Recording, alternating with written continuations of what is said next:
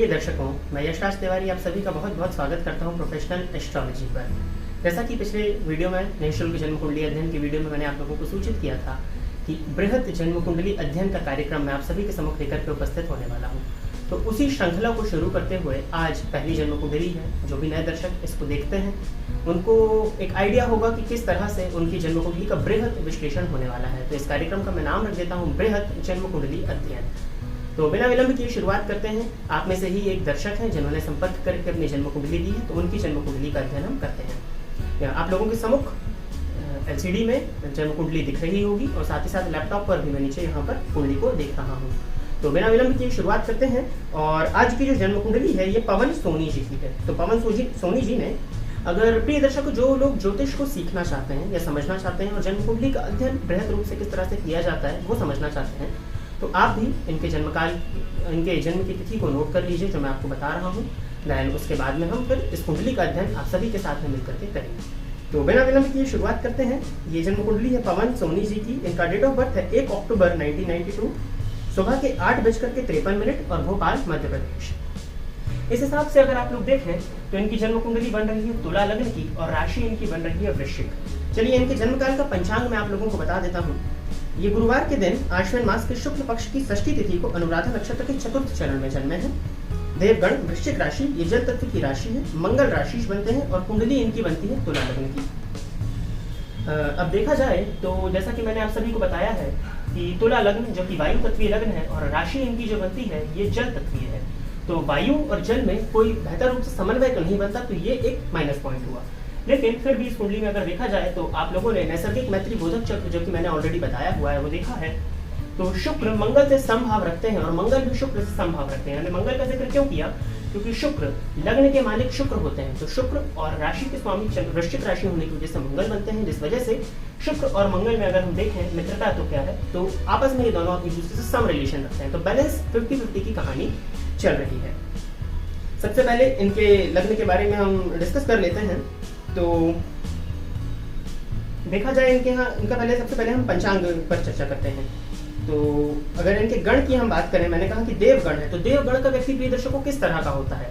मैंने पहले भी अपने वीडियोस में बताया हुआ है कि जो देवगण का व्यक्ति होता है वो परिस्थिति के हिसाब से जब जैसा तब तैसा करने में सक्षम होता है।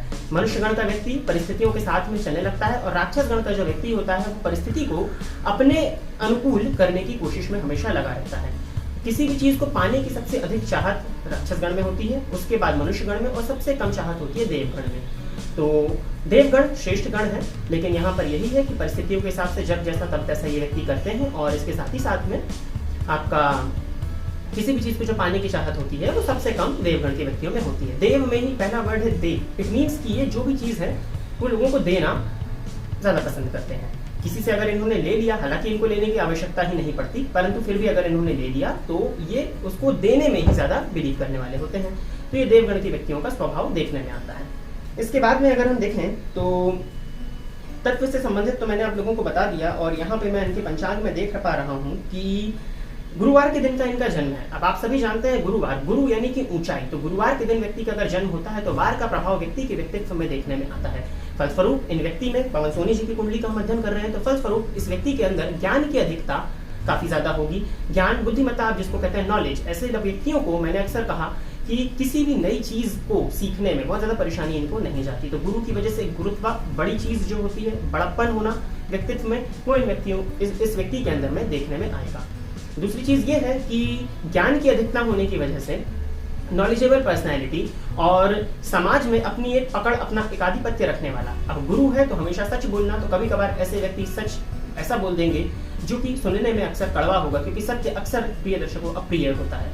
इनकी कुंडली में हम देखें तो वाणी भाव में मंगल की राशि बनती है और वाणी भाव में मंगल की राशि का होना इस बात की सूचना है कि जातक की वाणी जो है वो कड़वी होगी। निसंदेह जातक सच बोलने वाला होगा, परंतु उसकी वाणी में कहीं ना कहीं कड़वाहट हमको देखने में मिलेगी। तो चलते हैं हम इनके कुंडली का अध्ययन करने के लिए। ये कुछ बेसिक मूलभूत नक्षत्र पंचांग से संबंधित बातें थी जो कि मैंने आप लोगों के सम्मुख रखी। अनुराधा नक्षत्र का एक पॉइंट छूट गया प्रिय दर्शकों। अनुराधा नक्षत्र में जन्मे व्यक्ति, शनि का ये नक्षत्र होता है, तो देखने में डैशिंग पर्सनैलिटी आप जिसको कह सकते हैं, एक गंभीरता इनके व्यक्तित्व में साफ झलकने में दिखती है। दार्शनिक तो नहीं कहूंगा मैं, लेकिन हाँ समाज से मिलने जुलने वाले होते हैं, धार्मिक भी होते हैं। कभी कभार इनके जो धर्म है वो तर्क या वितर्क वाले हो सकते हैं, लेकिन फिर भी अनुराधा नक्षत्र में देखा जाए तो श्रेष्ठ नक्षत्र है, शनि का नक्षत्र है।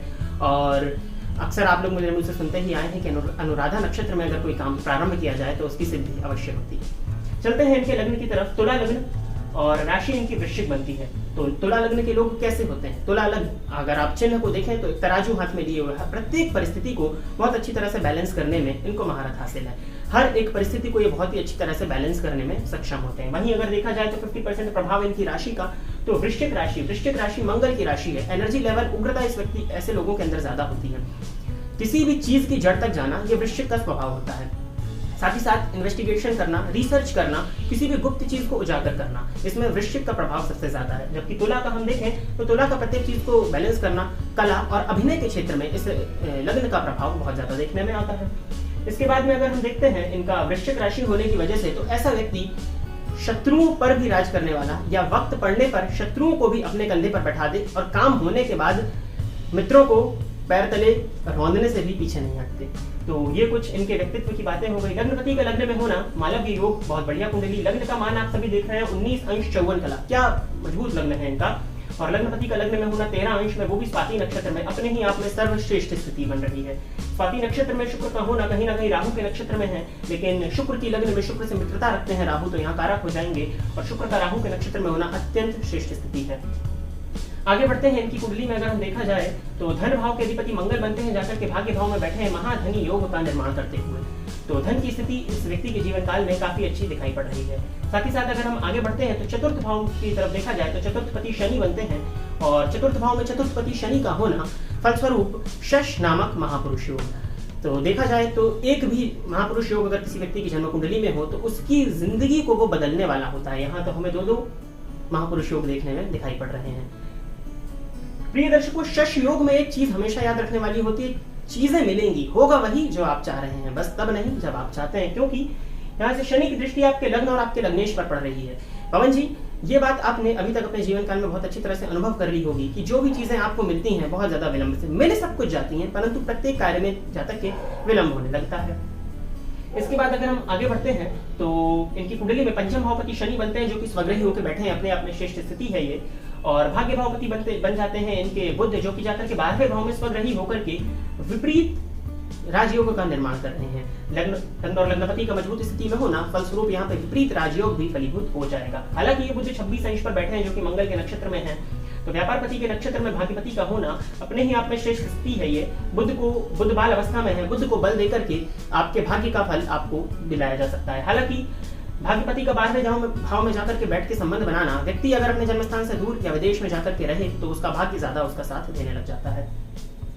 इसके बाद अगर हम देखें इनकी कुंडली में तो लाभेश सूर्य बनते हैं, जाकर के व्यय भाव में बैठे हैं। इट मींस कि लाभ भाव का मालिक जब भी जाकर के व्यय भाव में बैठे तो व्यक्ति के जीवन काल में आय की स्थिति तो बनी रहती है, लेकिन अगर 10 कमाते हैं तो 8 खर्च कर देते हैं। पैसा आया नहीं कि जाने के लिए तैयार रहता है। हालांकि लाभ भाव का मालिक व्यय भाव में जाकर के बैठा है तो इसको बुरा नहीं कहा जाएगा, ये एक तरीके का राजयोग ही है, क्योंकि व्यक्ति अपनी आय के लिए प्रयत्नशील होगा अपने व्यय की वजह से। यानी कि व्यक्ति के शौक, व्यक्ति की लग्जरी, शुक्र लग्न में बैठे हैं, अपना काम करेंगे वो। व्यक्ति को हर चीज चाहिए, घर चाहिए तो बड़ा चाहिए, गाड़ी चाहिए तो बड़ी चाहिए, लग्जरी चाहिए, जो भी चाहिए। तो लाभेश का व्यय भाव में जाकर के बैठना कहीं ना कहीं व्यक्ति के जीवन काल में व्यय की अधिकता को दर्शाता है। हालांकि इसका ये मतलब भी है कि धन आगमन जब होगा तभी व्यय होगा, तो इससे घबराने की आवश्यकता नहीं है। सेविंग्स जरूर कम है, हालांकि महाधनी योग सिद्ध किया हूं तो धन की स्थिति में भी कहीं कोई परेशानी नहीं है। लग्नपति का लग्न में होना जातक को जीवन काल में सभी सुख सुविधाओं को प्रदान करने वाला होता है, तो ये बढ़िया है। सूर्य आपकी कुंडली में 12वें भाव में बैठे हुए हैं, 12वें भाव के अधिपति के साथ। और देखा जाए तो ये सूर्य किसी भी पापक ग्रह की दृष्टि से दृष्ट नहीं है, फिर भी आप अपनी पुरुष है तो लेफ्ट आई, बाई आंख का स्पेशली ध्यान रखिए, क्योंकि बाई आंख से संबंधित परेशानी आने की संभावनाएं आपकी कुंडली में बहुत ज्यादा अधिक मैं बनते हुए देख रहा हूं। साथ ही साथ वृश्चिक राशि आपकी, वृश्चिक राशि में चंद्रमा नीच के हो जाते हैं, और आपकी कुंडली में देखा जाए तो ये चंद्रमा पर किसी भी पापक ग्रह की दृष्टि और किसी भी शुभ ग्रह की दृष्टि नहीं पड़ रही है। चंद्रमा है हमारा मन। आप सभी जानते हैं कि चंद्रमा की गति बहुत तीव्र है, 2.5 दिन में राशि परिवर्तित करते हैं। सेम उसी तरह से मन की गति भी जो है वो बहुत तेज होती है। और नीच राशि में चंद्रमा का होना, साथ ही साथ देखा जाए तो इनका जन्म जो मैंने आपको बताया ये शुक्ल पक्ष की षष्ठी तिथि को है, तो शुक्ल पक्ष की षष्ठी तिथि में चंद्रमा जो होते हैं वो पापक ग्रह होते हैं। हालांकि यहाँ पर 16 अंश का बल चंद्रमा को मिल रहा है, लेकिन प्रिय दर्शकों, अक्सर ये बात ध्यान रखिए, मैंने पिछले वीडियो में, अगर मैंने आप लोगों को पहुंचाया है वो वीडियो शूट, तो मैंने कर दिया है, आशा करता हूं कि आप तक पहुंच भी गया होगा। मैंने बताया है कि चंद्रमा अंश बल से बली है या नहीं है वो मायने नहीं रखता। सबसे पहले मायने रखता है कि चंद्रमा का पक्ष बल क्या है। तो यहाँ पर चंद्रमा सूर्य के 2 घर आगे 3 घर आगे होने की वजह से ये षष्ठी तिथि के चंद्रमा है, फलस्वरूप पापक ग्रह है, तो व्यक्ति के जीवन काल में मानसिक अशांति और परेशानी तो रहने वाली है। व्यक्ति मानसिक रूप से अशांत रहेगा। धन भाव में बैठे हुए चंद्रमा, कभी कभार व्यक्ति धन होने के बावजूद मानसिक रूप से अशांत रहेगा।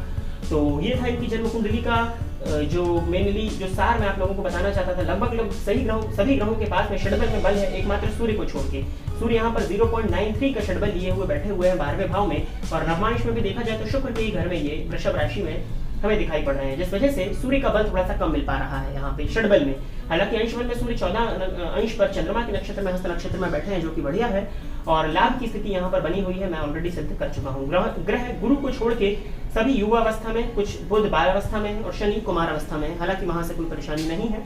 गुरु इस लग्न में षष्ठपति होकर के 12वें भाव में बैठे हैं, विपरीत योग लगा करके। एक पॉइंट छूट गया था, तो जातक को पेट से संबंधित स्वास्थ्य में परेशानियां हो सकती हैं, और इसके साथ ही साथ में अगर देखा जाए तो शत्रुओं से विजय होने का भी योग यहाँ पे बना हुआ है। हालांकि सूर्य 12वें भाव में बैठे हैं और मंगल की दृष्टि है, तो किसी प्रकार की गैर कानूनी कार्य करने से आपको बचना चाहिए।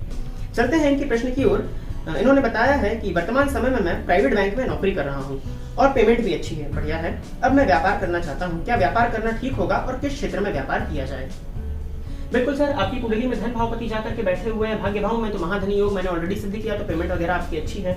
बैंकिंग के क्षेत्र में आप है, बुध आपकी कुंडली में 12वें भाव में स्वग्रही है, विपरीत नामक राजयोग लगा करके, तो ये अपने आप में ही बढ़िया हुआ। और षड्बल में भी उनके पास बल है, 26 अंश का बल है, तो बाल अवस्था में है, परंतु फिर भी बुध के पास में बल है, बैंकिंग के क्षेत्र में सफलता हासिल कर सकते हैं। वृश्चिक राशि, कहीं ना कहीं यहाँ पे उग्रता थोड़ी ज्यादा होती है, धैर्य की कमी, इम्पेशेंट होते हैं, लेकिन तुला लग्न यहाँ पे आपका लग्न सपोर्ट करता है व्यापार को, तो आप व्यापार की तरफ जा सकते हैं। व्यापार भावपति सप्तम भावपति जाकर के भाग्य भाव में बैठे हुए हैं, और भाग्यपति जाकर के 12वें भाव में स्वग्रही। अगर विवाह हो चुका है तो शादी के बाद पत्नी के साथ में अगर आप व्यापार करते हैं तो आपके लिए बहुत अच्छी स्थिति यहाँ पे दिखाई पड़ रही है।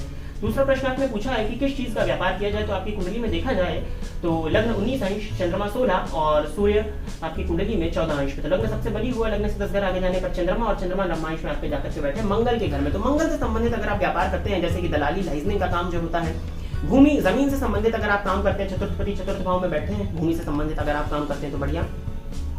मंगल के अलावा अगर देखा जाए आपकी कुंडली के हिसाब से, तो आप सर्जरी मटेरियल, अस्पताल में सर्जरी मटेरियल्स प्रोवाइड कराने का काम कर सकते हैं, तो मंगल से संबंधित बहुत से व्यापार आपकी कुंडली में बनते हैं। अगर आप मंगल से संबंधित व्यापार नहीं करना चाहते, तो लग्नपति का लग्न में होना शुक्र, वो भी बलवान अवस्था में है, युवा अवस्था में, षड्बल में भी बली है, तो आप शुक्र से संबंधित व्यापार भी कर सकते हैं, जैसे कि कपड़ों का व्यापार, खाने पीने का व्यापार, रेस्टोरेंट इत्यादि का व्यापार भी आप कर सकते हैं, कैफे इत्यादि का व्यापार आप कर सकते हैं, क्लाउड किचन का जो काम होता है वो भी आप कर सकते हैं। तो ये कुछ व्यापार आपकी कुंडली में बनते हैं जो कि आपके लिए करना बेनिफिशियल मैं देखता हूँ।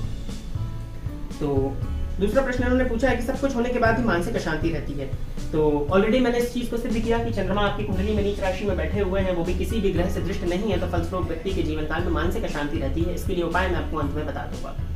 आगे बढ़ते हैं। इन्होंने लिखा है कि विवाह के लिए प्रयासरत हूँ, कब तक विवाह के योग है? अच्छा, इनका विवाह नहीं हुआ है। इनकी कुंडली में अगर विवाह का हम विचार करें तो देवगुरु बृहस्पति जाकर के 12वें भाव में बैठे हैं, जो कि मृत अवस्था में, तो विवाह कराने वाले हैं, तो कहीं ना कहीं विवाह में परेशानी है। हालांकि सप्तम भावपति भाग्य भाव में बैठे हैं, और सप्तम भाव पर शुक्र की दृष्टि का पड़ना, जो कि पुरुष की कुंडली में वीर के कारक है, स्त्री के कारक है, और विवाह दाम्पत्य सुख के कारक है, तो यहाँ पे बढ़िया स्थिति बन रही है। शुक्र का सप्तम भाव को देखना और सप्तमेश का जाकर के भाग्य भाव में बैठना अच्छा है।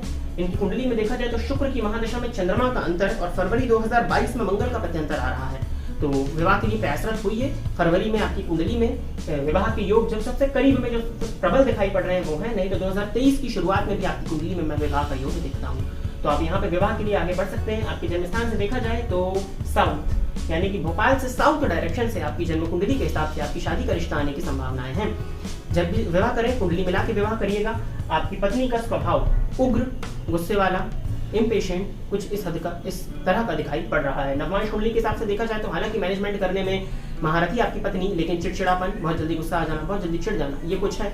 और हालांकि तुला लग्न में बैलेंस होता है, तो मैरिड लाइफ यहाँ पे तभी खराब होती है जब दोनों के बीच से सामंजस्य ना बैठे। हालांकि पत्नी का स्वभाव उग्र होने वाला है, अतः कुंडली मिला के विवाह करना आपके लिए सर्वश्रेष्ठ होगा। आगे बढ़ते हैं। इन्होंने लिखा है आंखों में परेशानी रहती है, क्या स्थिति रहेगी? पहले ही सिद्ध किया हूँ।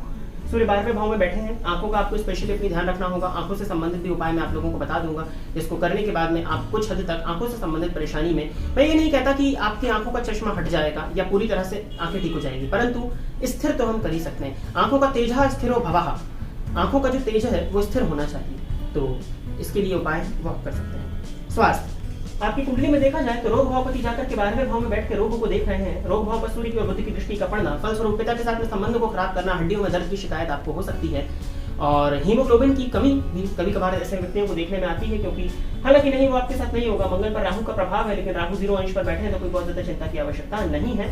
हड्डियों में जोड़ों में दर्द की शिकायत, शरीर में अकड़न का रहना और त्वचा से संबंधित परेशानी आपको हो सकती है।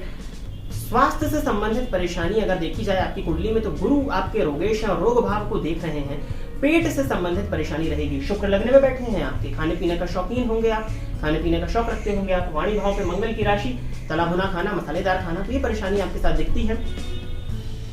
भोग है इस कुंडली में, लेकिन भोग की अधिकता ही व्यक्ति को रोग की तरफ लेके जाती है। तो भोग भी हो तो लिमिटेड हो, खाने पाने पर कंट्रोल रखिए। सन्यासियों वाला अगर आप खाना खाते हैं तो आपकी कुंडली में स्वास्थ्य में दिक्कत कुछ नहीं है, बाकी जो परेशानियां हैं वो यही है। अभी तो आप अपने जीवन काल की सर्वश्रेष्ठ महादशा शुक्र की महादशा ही देख रहे हैं, चिंता करने की कोई आवश्यकता नहीं है। बस याद रखिएगा कि भोग अधिक होगा तो रोग की तरफ लेके जाएगा। आयु के बारे में इन्होंने पूछा है। अष्टम भावपति जाकर के लग्न में बैठे हैं, लग्नेश को अष्टमेश का दोष नहीं होगा। अष्टम से अष्टम देखा जाए तो गुरु जाकर के 4 अंश पर बैठे हैं और शनि के पास में 18 अंश का बल है और बढ़िया है। आयु को लेकर के आपका लग्नपति मजबूत है और शनि के पास में बल है जो कि आयु के कारक है, तो आयु को लेकर मैं आपकी कुंडली में देखता हूँ चिंता की कोई आवश्यकता नहीं है। आयु इस कुंडली में पर्याप्त है और पर्याप्त है, इसके आगे मैं कुछ नहीं कहना चाहूंगा। आयु के विषय में ज्यादा बोलने की मनाही है और पर्याप्त है। यहाँ पे पेट से संबंधित परेशानी है। सन्यासियों वाला अगर आप जीवन कर लेते हैं, अपना खान पीन पे, खाने पीने पर आप नियंत्रण कर लेते हैं, तो ओवरऑल आपकी कुंडली में हेल्थ, आयु सब कुछ पर्याप्त मात्रा में दिखाई पड़ रहा है। धन कैसा होगा, पहले ही सिद्ध किया, वो भी धन भावपति जाकर के भाग्य भाव में बैठे और लाभेश जाकर व्यय भाव में और लग्नपति का लग्न में होना, लग्जरीज जीवन काल में भोग, धन की स्थिति पर्याप्त है। ओवरऑल यहाँ पे धन इत्यादि को लेकर के आपकी कुंडली में चिंता या टेंशन की कोई आवश्यकता नहीं है। आजीवन इस कुंडली में धन की स्थिति प्रबल दिखाई पड़ रही है। मकान का योग है, कब होगा, आपकी कुंडली में देखा जाए तो चतुर्थ भावपति चतुर्थ भाव में बैठे हैं, शनि है, क्षेत्र के कारक होते हैं और लग्नपति का लग्न में होना, बड़ा घर, शुरू में ही बताया। आपके सभी प्रश्नों का जवाब मैंने आपके अध्ययन में लगभग कवर किया। शुक्र की महादशा में चंद्रमा का अंतर आपको चल रहा है, सूर्य चंद्रमा और मंगल आएंगे। आपकी कुंडली के हिसाब से देखा जाए तो 2024 के बाद में प्रॉपर्टी का योग है। ज्योतिष शास्त्र कहता है कि चतुर्थ भाव से शनि का अगर संबंध हो तो ऐसे लोगों के पास में जो प्रॉपर्टीज हैं बहुवचन में होती है, क्योंकि शनि क्षेत्र के कारक हैं और देखते हैं अगर चतुर्थ को या चतुर्थ से संबंध बनाते हैं तो व्यक्ति के जीवन काल में मल्टीपल प्रॉपर्टीज का ये योग बना देते हैं। परंतु यहाँ पर एक चीज का ध्यान रखना होगा हमको कि शनि कभी कभार सुख नहीं लेने देते। ऐसे अक्सर कई लोगों से मैं मिला, मेरी बातचीत हुई कि उन्होंने कहा मकान तो बहुत है परंतु मकान का सुख नहीं है, नौकरी की वजह से वो किराए के घर में रह रहे हैं। तो ये शनि की वजह से होता है। शनि प्रॉपर्टीज तो मल्टीपल बना देते हैं परंतु सुख नहीं लेने देते, तो ये एक परेशानी आपके साथ में रहेगी। हालांकि आप व्यापार की तरफ जा रहे हैं तो व्यापार की तरफ आप जाते हैं, मैंने आपको कई व्यापार बताए, तो आप यहाँ पे अपनी जो है आजीविका का साधन ढूंढ सकते हैं। हालांकि बैंकिंग भी आपके लिए बढ़िया है, तो कहीं कोई परेशानी यहाँ पे नहीं आती। बैंकिंग में भी अगर आप जॉब करते हैं तो हालांकि आपका प्राइवेट बैंक है तो मैं नहीं जानता ज्यादा, हालांकि आप गवर्नमेंट बैंक में अगर होते हैं तो आपको HRA मिलता है या तो फिर आपको मकान मिलता है। और अंतिम प्रश्न है इनका, जीवन को बेहतर बनाने के लिए उपाय बताएं। तो प्रिय दर्शकों, इतने ही प्रश्न इनके थे, तो अब हम यहाँ पर देखते हैं कि इनके जीवन को बेहतर बनाने के लिए हम क्या उपाय कर सकते हैं। सबसे पहले तो देखा जाए अगर आपको देखिए इस कुंडली में मन अशांत है, व्यक्ति के जीवन काल में सभी प्रकार की सुख सुविधाएं हो लेकिन मन अशांत हो तो कहीं ना कहीं हमको लगता है कि हमारी कुंडली कमजोर है। मन को ठीक किया जाए सोमवार के दिन, हालांकि आप भोपाल में रहते हैं तो मुझे नहीं लगता आपके लिए संभव होगा, लेकिन फिर भी आप सोमवार के दिन अगर संभव हो तो समुद्र के जल से स्नान करें, देन उसके बाद में आप साफ वाटर से स्नान कर सकते हैं। अगर आपके पास में समुद्र का जल नहीं होता है तो फिर नमक वाले जल से आप स्नान करें और नमक के बाद में आप जो सामान्य जल होता है हमारा उससे स्नान आप करिए। प्रत्येक सोमवार हो सके तो रोज शिव जी के मंदिर में जाकर शिव जी का दुग्धाभिषेक करिए, इससे मानसिक अशांति से संबंधित परेशानी जो है वो कुछ हद तक कम हो जाएगी। चंद्रमा का मंत्र ओम चंद्रमा से नमः, इसका रोज एक माला जाप करना आप शुरू करिए, यह आपके लिए काफी ज्यादा बेनिफिशियल होगा। बाकी देखा जाए तो आपकी कुंडली में पंचम भाव 11 नंबर की राशि, हनुमान जी आपके इष्ट देवता बनते हैं। अगर जीवन काल में सफलता चाहते हैं, जीवन काल में ऊंचाई देखना चाहते हैं तो हनुमान जी की आराधना में लग जाइए। नित्य प्रतिदिन 3 बार हनुमान चालीसा का पाठ करना आपके शनि को भी ठीक करेगा। अगर आपने ये चीज शुरू कर दी क्योंकि आपके इष्ट देवता बनते हैं, तो जीवन में कभी भी पीछे मुड़ के देखने की आवश्यकता आपको नहीं पड़ेगी। इसके बाद देखा जाए तो मेरे कार्यक्रम देखते हैं, सूर्य को जल दे ही रहे होंगे, तो ये कोई उपाय नहीं है, सूर्य को जल देते रहिएगा। पिता के साथ में संबंध खराब ना हो, सूर्योदय के बाद तक सोने की बुरी लत है तो उसको छोड़ दीजिए, ताकि आपकी आंखों से संबंधित अगर हम देखें तो चाक्षुषी विद्या का पाठ हो सके तो रोज नहीं तो रविवार के दिन करना प्रारंभ करिए। लग्नपति का लग्न में होना शुक्र आपकी कुंडली का सर्वश्रेष्ठ सबसे बड़ा प्लस पॉइंट। सक्षम हो तो हीरा, नहीं तो ओपल बनवा करके शुक्रवार के दिन 8:15 या 11:15 रात्रि के आसपास का शुक्र आपके बैठे हुए हैं राहु के नक्षत्र में मध्यमा उंगली में धारण करिएगा, आपके लिए काफी ज्यादा ये बेनिफिशियल होगा। इसके बाद में गणेश जी का मंत्र ओम गंग गणपते नमः नित्य 1 माला, हो सके तो 3 माला जाप करना शुरू करिए। और आपकी कुंडली के हिसाब से कर्मेश बन जाते हैं चंद्रमा, तो वर्क प्लेस को लेकर के मानसिक अशांति, तो चंद्रमा को उपाय मैंने आपको बता दिया। तो इतने ही कुछ उपाय हैं जिनको करके आप अपने जीवन काल को बेहतर और बेहतर बना सकते हैं। इस कुंडली में सफलता है, लग्नपति लग्न में बैठे हैं, अपने कहना नहीं, शनि की दृष्टि प्रत्येक कार्य में विलंब होगा।